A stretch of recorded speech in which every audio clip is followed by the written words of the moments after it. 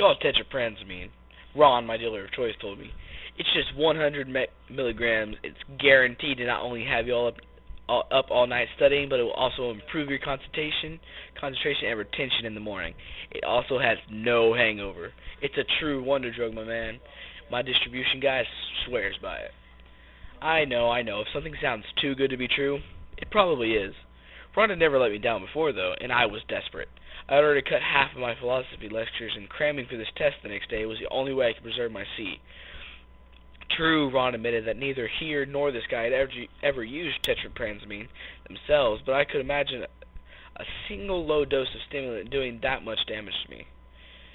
Worst case scenario, I planned to go to the hospital and lie about mixing coffee and Adderall again, or something. Oddly, I began to feel something within the first seconds of taking the pill. The colors in my dorm room started to become incredibly vivid, and everything looked like it had a thick black outline drawn with a marker. What's more, I started to remember things from my past that I'd forgotten years ago. I remembered nearly dying of measles at the age of 3. People I met for a few minutes at the party once suddenly felt as though I'd known them my entire life. This is amazing! Ron was right about the improvement of concentration and memory, I thought. I got right to work on the textbook even though the colors were beginning to give me a headache. I was elated and convinced that this was going to be an easy test for me. Maybe if I'd gone to the hospital right then, they could have done something for me. I was halfway through speed reading Berkeley's 3 dialogues when I first blacked out. I must have still been aware at some level, because the moment I woke, I knew that I'd been out for exactly 2.4403 hours. I was concerned, but I convinced myself that I only fell asleep. Okay, maybe the drugs don't work that well, I joked to myself. I was on my second journal article on empiricism, and just past my third blackout when I began to see them. They were like tiny cracks at the edge of my vision. It was as if the windows of my eyes were beginning to fracture. I tried to ignore them and get back to my reading, but the cracks began to grow. My field of vision began to split into segments until there were so many cracks that I could barely see. So I stumbled into the bathroom to try to wash my eyes out. Then it hit me. It was like some kind of otherworldly surgeon cracked my head open and reached inside to implant an electrode in my brain. My entire body began to shake violently as I fell to the floor. My mind's eye flooded with memories. Somehow I remembered being in the womb. I heard everything the doctors and my parents said, despite the fact that nobody filmed my birth. I even somehow remembered my conception. I then remembered what came before me.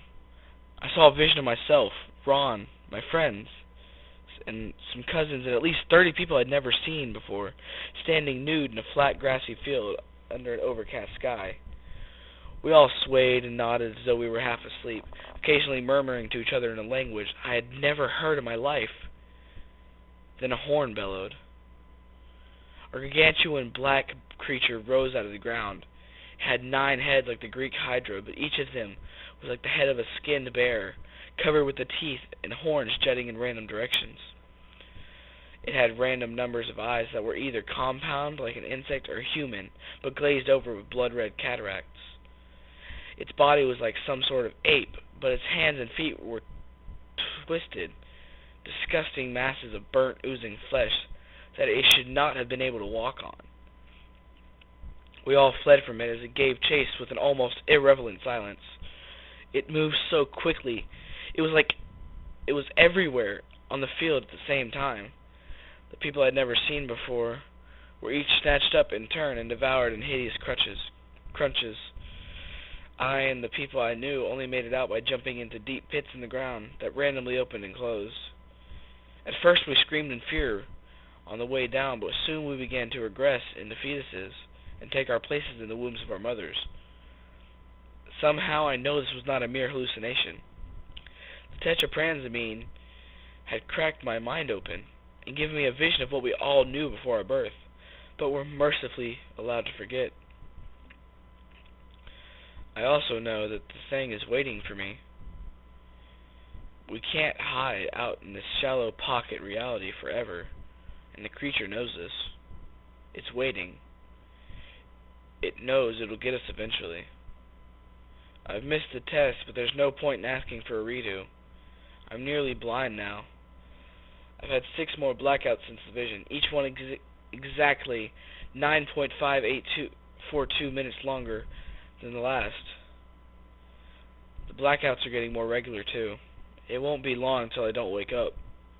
I'd kill myself, but I think my time would be better served on the phone with Ron. I'll try to tell him not to take tetrapranzamine or sell it to anyone. I doubt he'd believe me, though. I know I wouldn't. He'll probably just have to find out the truth for himself like everyone but me does.